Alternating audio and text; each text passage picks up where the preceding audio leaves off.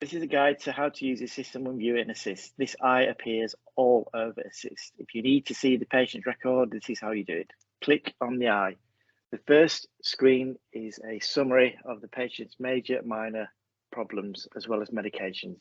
If you need further information on the patient's record, click in the journal pop-up. This is now the journal as normal, and you can search here as you would normally do, for example, diabetes. This is where you'll find the medication history your patient is on.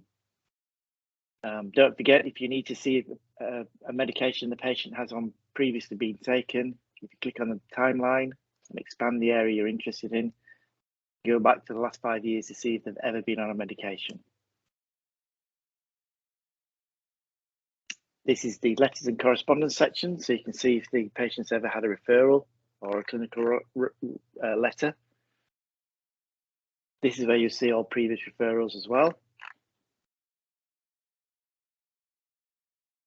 This is where you can record or view family history. If you need to add a family history, then you can add here as normal.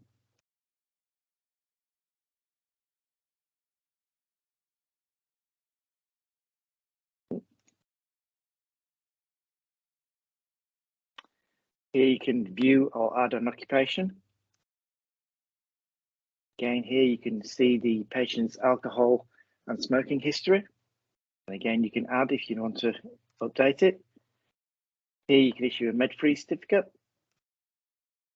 This is specialty data, so rather than scrolling through the record, if say you're on a haematology pathway, then you can look here and this will be the haematology information you require. Here you can see if the patient's up to date with vaccinations. And again, if the patient's up to date with their screening. Here again, you can record any pathology. As this is a test patient, obviously there's nothing viewing. And then you can refer, you can add a read code, you can task, and you can record order and ice.